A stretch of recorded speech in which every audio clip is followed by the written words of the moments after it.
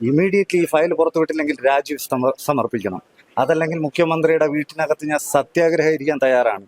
മുഖ്യമന്ത്രിയുടെ വഴി തടയുന്നു എന്നല്ല, മൗലിക അവകാശങ്ങൾ എനിക്ക് നേടുന്നതിന് വേണ്ടി ഇവിടുത്തെ നിയമ സംവിധാനങ്ങൾ തുറക്കുന്നതിന് വേണ്ടിയിട്ടാണ് വീണ്ടും വീണ്ടും ഞാൻ പത്രസമ്മേളനം ചെയ്യുന്നത്. ഞാൻ പറയുകയാണ്, ഇതിൽ 85 ലക്ഷം രൂപ മുങ്ങിപ്പോയിന്ന്.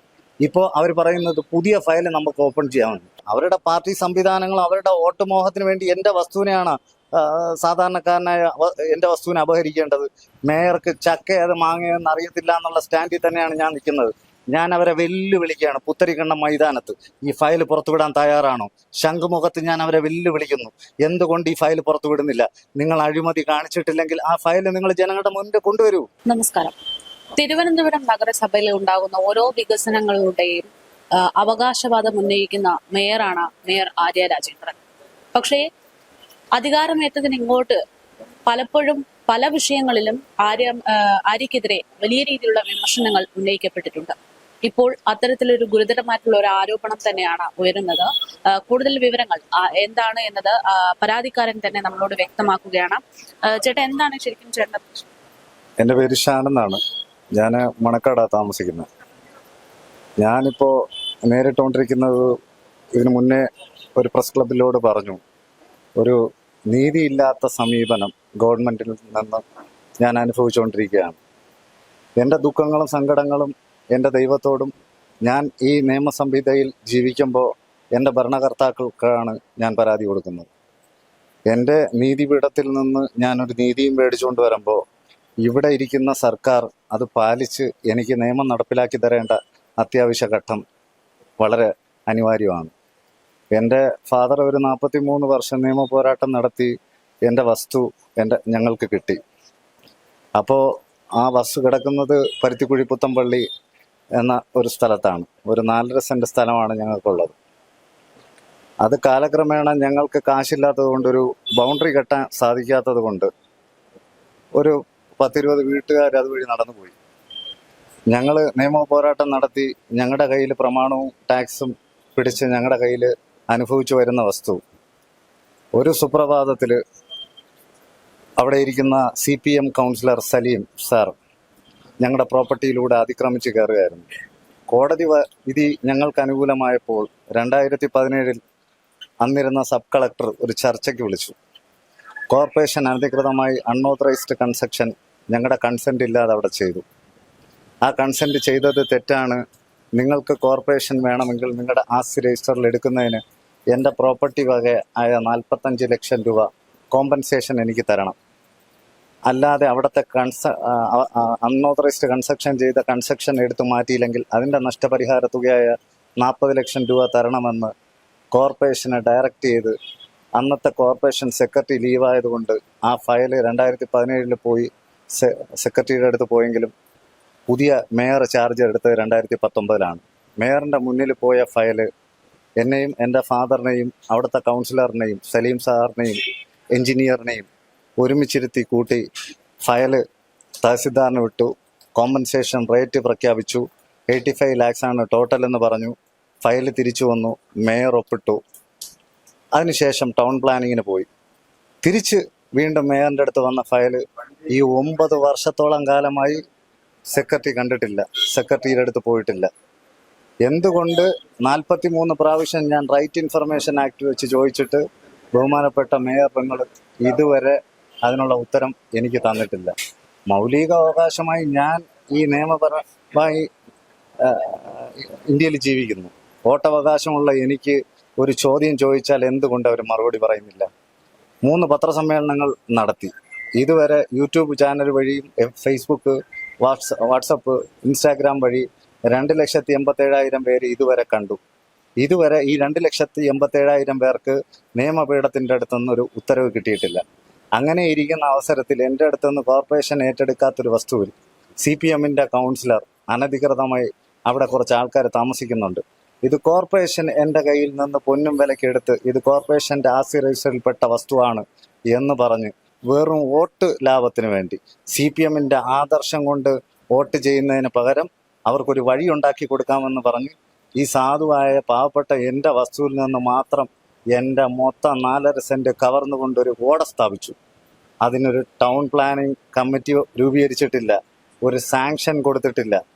ഒരു അശാസ്ത്രീയമായ ഒരു ഓട എൻ്റെ വസ്തുവിലൂടെ നിർമ്മിച്ചിട്ട് അതിലൂടെ മലിനജലം ഒഴുകിക്കൊണ്ടിരിക്കുകയാണ്. ആ മലിനജലത്തിനപ്പുറം ഡ്രെയിനേജ് വേസ്റ്റുകൾ പോയി പാർവതി പുത്തനാറിനെ മലിനീകരിച്ചുകൊണ്ടിരിക്കുകയാണ്. ഹെൽത്ത് ഡിപ്പാർട്ട്മെന്റ് വെറും നോക്കുകുത്തിയായി അവിടെ ഇരിക്കുകയാണ്. അങ്ങനെ ഒരു അശാസ്ത്രീയമായ ബിൽഡിംഗ് കൺസ്ട്രക്ഷൻ അവിടെ ചെയ്യുമ്പോൾ അതിനൊരു എസ്റ്റിമേറ്റ് പ്ലാൻ ഉണ്ടാവും. ആ പ്ലാനിനപ്പുറം ഒരു സ്കെച്ച് ഉണ്ടാവും. ആ പ്ലാന് അനുസരിച്ച് 46 അടി മീറ്റർ നീളത്തിലും 34 അടി മീറ്റർ വീതിയിലും എന്ത് എക്യുപ്മെന്റ്സ് കൊണ്ടാണ് അവിടെ മെറ്റൽ എത്ര കൊണ്ടിട്ടിട്ടുണ്ട്, എത്ര കമ്പികൾ സ്ട്രക്ചർ പണിതിട്ടുണ്ട്, ഇതിനെല്ലാം ഒരു രേഖ കോർപ്പറേഷൻ മിനിറ്റ്സിൽ പതിക്കണം, പരസ്യം പതിക്കണം, ഏത് കോൺട്രാക്ടറാണ് ചെയ്യുന്നതെന്ന്. ഇതെല്ലാം നിയമവിരുദ്ധമായി അവിടെ ചെയ്ത് എൻ്റെ വസ്തുവിലൂടെ ഈ കൺസ്ട്രക്ഷൻ 2021 എൻ്റെ കൺസെന്റ് ഇല്ലാതെ അവിടെ ചെയ്തു. ഓർഡർ ചെയ്തപ്പോൾ പോലീസ് സ്റ്റേഷനിൽ പോയപ്പോൾ കേസെടുക്കാൻ തയ്യാറായില്ല. അതിനുശേഷം കോടതിയിൽ പോയി കേസെടുത്തപ്പോൾ 10 ലക്ഷം രൂപയ്ക്ക് വീണ്ടും ടാർ ചെയ്തു. ഇതെല്ലാം അവിടെയുള്ള ജനങ്ങളെ തെറ്റിദ്ധരിപ്പിക്കുകയാണ്. എൻ്റെ കയ്യിൽ നിന്ന് കൺസെന്റ് എഴുതി മേടിച്ചിട്ടുണ്ടോ? എനിക്ക് കോമ്പൻസേഷൻ തന്നിട്ടുണ്ടോ? ഓൾമോസ്റ്റ് കോമ്പൻസേഷൻ തരണമെന്ന് ഇതാണ് ഫയൽ. ഈ ഫയൽ നമ്പർ ഇതുവരെ ഞാൻ കണ്ടിട്ടില്ല. മേയർ ഒപ്പിട്ടതാണ്. അപ്പോൾ പൊതുജനം എന്നുള്ള ഒരു കഴുതയെ നോക്കി ചിരിക്കുന്നതിനപ്പുറം ഏതെങ്കിലും ഒരു പൊതുജനം എന്ന കഴുതയായ ഞാൻ ചോദിക്കുകയാണ്, എൻ്റെ ഫയൽ എവിടെ? എനിക്ക് അവരെ പോലെ പാർട്ടി സംവിധാനമില്ല. ഇപ്പോൾ നീതിപീഠത്തിനപ്പുറം ഞാൻ അനുഭവിച്ചുകൊണ്ടിരിക്കുന്നത് ഭരണകൂട ഭീകരതയാണെന്ന് പറയാൻ കാര്യം എന്താണ്? ഞാനൊരു വ്യക്തിയാണ്. ആ വ്യക്തിക്കപ്പുറം എൻ്റെ എതിർഭാഗം നിൽക്കുന്നത് ഒരു 10-72 വീട്ടുകാരാണ്. അവർ തെറ്റിദ്ധരിപ്പിച്ച് വെച്ചൊക്കെയാണ് വസ്തു കോർപ്പറേഷൻ എടുത്തു വന്നു. അതിനപ്പുറം ഒരു ബന്ധവും ഇല്ലാത്ത, ഒരു ടാക്സ് പേപ്പർ പോലും ഇല്ലാത്ത ഒരു പള്ളി അവിടെ ഉണ്ട്, Christian church, saint Joseph church. അവർ 127 സെന്റ് സ്ഥലത്തിൽ 23 സെന്റ് സ്ഥലം മാത്രമാണ് ടാക്സ് പിടിച്ചിരിക്കുന്നത്. അവര് ഒരു പാർട്ടി സംവിധാനത്തിനപ്പുറം സൂസാപാക്യം, മദർ സുപ്പീരിയർ, ഒരു ക്രിസ്ത്യൻ സഭ മൊത്തത്തിൽ അവരുടെ കൂടെ നിൽക്കുന്നു. ഈ 73 കുടുംബങ്ങൾ നിൽക്കുന്നു. പാർട്ടി സംവിധാനം, ഒരു കൗൺസിലർ, അവരുടെ CPM എന്ന് പറയുന്ന ആദർശവും ആശയവും പാർട്ടി എങ്ങനെ അവരുടെ കൂടെ നിൽക്കാൻ പറ്റും? അതിനുവേണ്ടി ഇന്ന് പാർട്ടി സഖാക്കൾക്കപ്പുറം മേയർ, ഒരു കോർപ്പറേഷന്റെ ഭരണ സംവിധാനങ്ങൾ എനിക്കെതിരെ വരുന്നതൊക്കെ എങ്ങനെയാണ്? ജീവിതത്തിൽ ഒറ്റയ്ക്ക് നിന്ന് ഞാൻ പോരാടിക്കൊണ്ടിരിക്കുന്നു. ആ പോരാട്ടത്തിനപ്പുറം പാർട്ടിയെ അഴിമതിക്ക് സംരക്ഷിക്കുന്നതിന് വേണ്ടി അഴിമതിക്കാരെ പാർട്ടി സംരക്ഷിക്കില്ല എന്ന് ഒരു സൈഡിൽ പറയുകയും ചെയ്യുമ്പോൾ അഴിമതി കാണിക്കുന്നവരെ പാർട്ടി സംവിധാനത്തിന്റെ സ്വാധീനം കൊണ്ട് പാർട്ടി കവചം ഒരുക്കി കൊടുക്കുകയാണ്. അങ്ങനെ കവചം ഒരുക്കിയില്ലെങ്കിൽ എന്ത് ചെയ്യണം? കോർപ്പറേഷൻ വക്കീലിനെ വെച്ച് കൊടുക്കാൻ പാടില്ല. ചാല ഏരിയ കമ്മിറ്റി സെക്രട്ടറിയാണ് എനിക്കെതിരെ കോടതിയിൽ വരുന്നത്. അപ്പൊ എന്ത് ആശയം അവിടെ പോയി?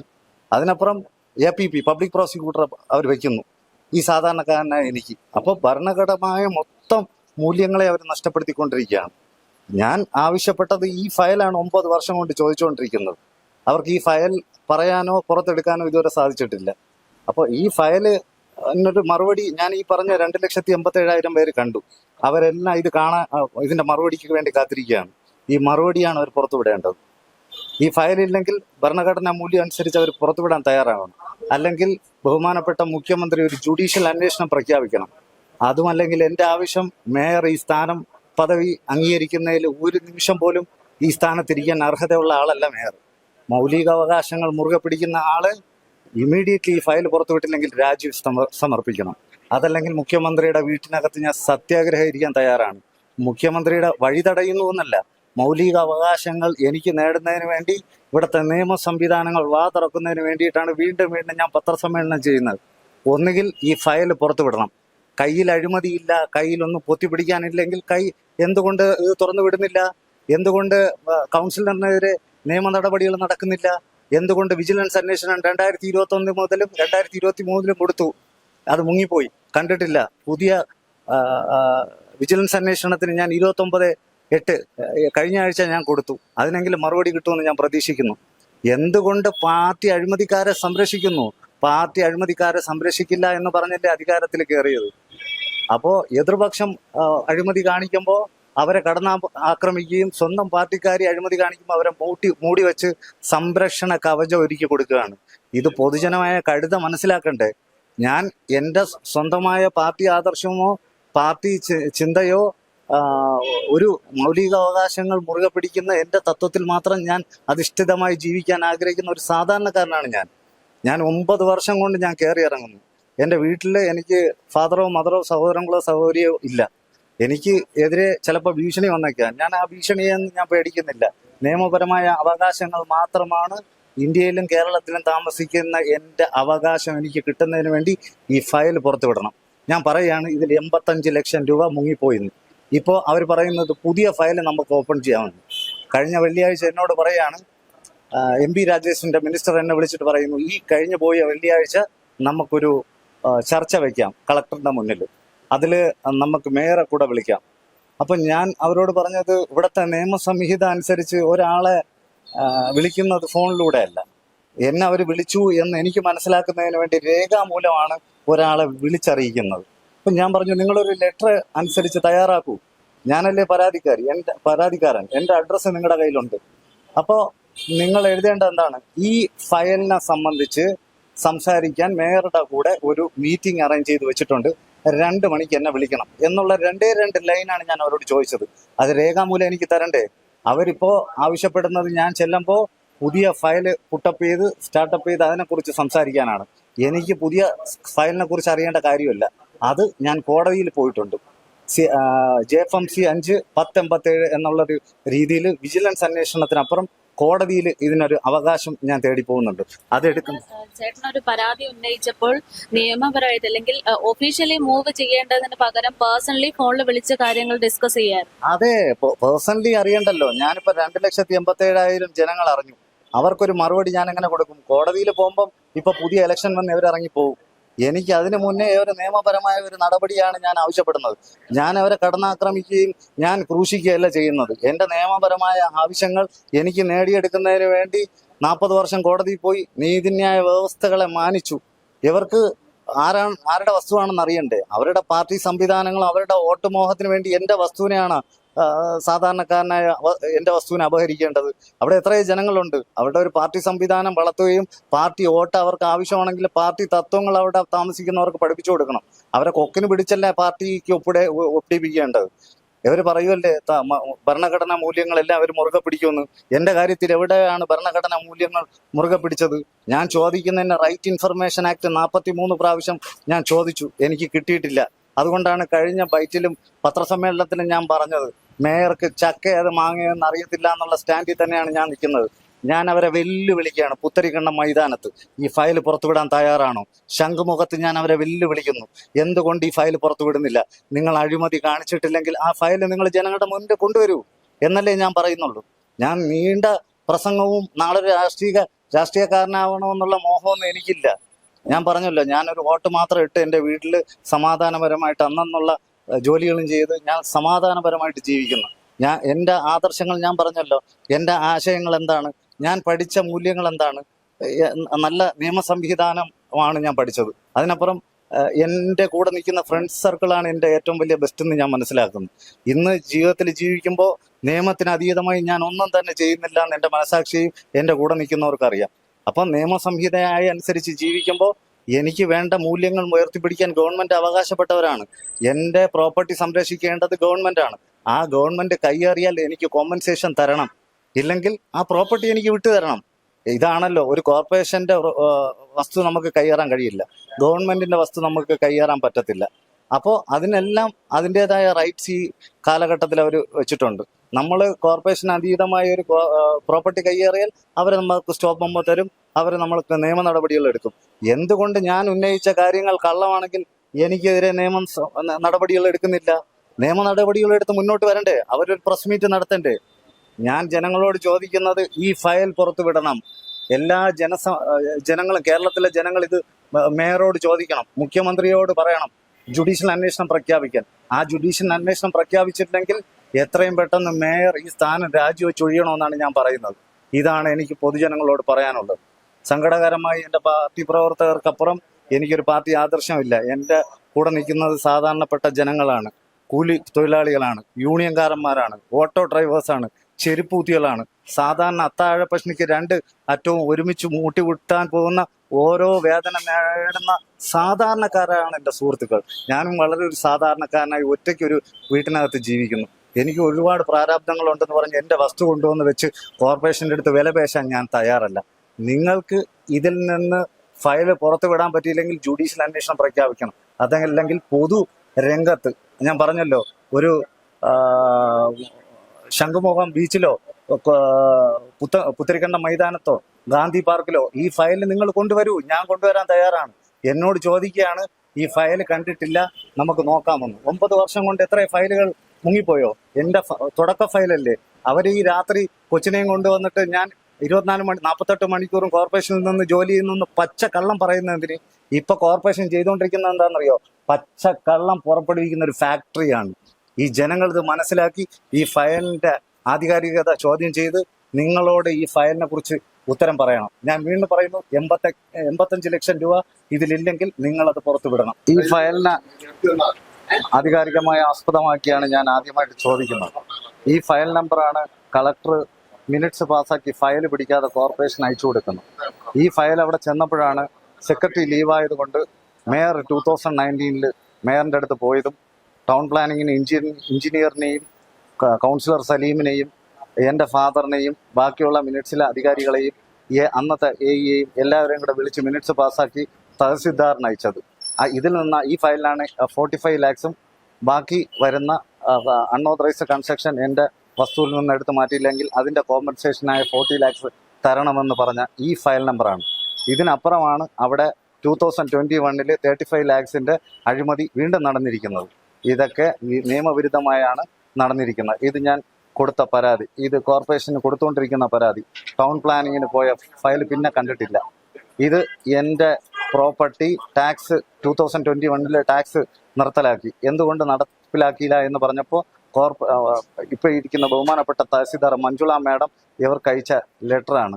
ഈ 4.5 സെന്റ് നിങ്ങൾ തരുന്നതിന് വേണ്ടി കോമ്പൻസേഷൻ തരാൻ തയ്യാറാണോ എന്ന് തഹസിൽദാർ സെക്രട്ടറിയോട് ചോദിച്ചത്. സെക്രട്ടറി മറുപടി പറഞ്ഞിട്ടില്ല. സെക്രട്ടറി എന്നോട് വാക്കാൽ പറയുന്നു, എനിക്ക് തരാം, പക്ഷേ ഞാനിത് കളക്ടറിന് വീണ്ടും അയച്ചു തന്നു. തഹസിൽദാറിന് മറുപടി കൊടുത്തിട്ടില്ല. എൻ്റെ അടുത്തുനിന്ന് കോമ്പൻസേഷൻ മേടിച്ച ലെറ്ററാണ് ഈ ലെറ്റർ. ഈ ലെറ്ററിന്റെ ഫയലാണ് ഇത്. ഈ ഫയൽ ഉണ്ടെങ്കിൽ മാത്രമല്ലേ കോർപ്പറേഷൻ സെക്രട്ടറിക്ക് മറുപടി എടുക്കാൻ പറ്റത്തുള്ളൂ. ഈ ഫയൽ ചോദിക്കുമ്പോൾ ഫയലിനെ മുക്കി വെച്ചിട്ട് ഈ തഹസിൽദാർ ചോദിച്ച ഫയലിന് വേണ്ടി മറുപടി അവർ കൊടുത്തിട്ടില്ല. എവരുടെ കയ്യിൽ ആ ഫയൽ ഉണ്ടെങ്കിൽ അവർ പുറത്തു വിടണ്ടേ? അതുകൊണ്ടിട്ട് അവർ കൊടുത്തിരിക്കുന്ന കളക്ടറിനാണ് കൊടുത്തിരിക്കുന്നത്. ഇതാണ് ഞാൻ കളക്ടറേറ്റിൽ കൊടുത്തത്. എൻ്റെ അഴിമതിയെക്കുറിച്ച് മനസ്സിലാക്കണമെന്ന് പറഞ്ഞ് ഇപ്പം ഇരിക്കുന്ന കളക്ടറിന് കൊടുത്തത്. ഇതാണ് വില്ലേജ് ഓഫീസർ എനിക്ക് തന്ന റിപ്പോർട്ട്. ഇതാ 4.5 സെന്റ് ഉള്ളതായി കാണുന്നു. ഇതെല്ലാം വ്യക്തിപരമായിട്ട് മറ്റുള്ളവരുടെ കയ്യിലോട്ടാണ് കൈവശാവകാശം പോയിട്ടില്ല. പക്ഷേ സ്വന്തം കൈവശം ഇല്ല. അതായത് എന്തുകൊണ്ട് കോർപ്പറേഷൻ അനധികൃതമായി കൈയടക്കി കയറി. RDOയുടെ ഉത്തരവ് ഇതിലെല്ലാം മിനിറ്റ്സിൽ വെച്ച് പറഞ്ഞിട്ടുണ്ട്. ഈ മിനിറ്റ്സ് മാത്രമാണ് ഞാൻ അവർക്ക് കൊടുത്ത രേഖ. അത് അവരുടെ കയ്യിലുണ്ടായിരുന്ന രേഖയല്ല. എനിക്ക് വേണ്ടത് 23 പേജുള്ള ഒരു ഫയലാണ്. FE4MS 1980 2017. ഇതാണ് ഞാൻ കാണാപ്പാടം പോലെ പഠിച്ചു വെച്ചിരിക്കുന്ന ഫയൽ. ഈ ഫയലിനുള്ള മറുപടി ഇല്ല. ഇപ്പോൾ ഇരിക്കുന്ന അവസാനം ഇരുന്ന തഹസിൽദാർ സർവേ റിപ്പോർട്ട് അയച്ചതാണ്. ഇതിൽ വ്യക്തമായിട്ട് പറഞ്ഞിട്ടിരിക്കുന്നു, വസ്തു 26/15B 12/13 വസ്തുവിലെ ഫ്രണ്ടിലത്തെ ആർച്ചും ടാറിന്റെ അടിയിലെ ഓടയും സമീപകാലത്ത് അനധികൃതമായി അനുമതിയില്ലാതെ ചെയ്തിരിക്കുന്നു. ഇതാണ് മെയിൻ കണ്ടന്റ്. ഇതിന് ചോദിക്കുമ്പോൾ അവർ ഉത്തരം മുട്ടുകയാണ്, ഇതാണ് അൺഓതറൈസ്ഡ് കൺസ്ട്രക്ഷൻ ചെയ്തത്. വീണ്ടും വീണ്ടും വീണ്ടും കളക്ടറിന് വേണ്ടി അവർ അയച്ചു കൊടുത്തിരിക്കുകയാണ്. വെറും കളക്ടറെ തെറ്റിദ്ധരിപ്പിക്കാൻ. അതായത് ഞാൻ കളക്ടറെയും കൂടെ പ്രതിയാക്കുന്നതിന് വേണ്ടി.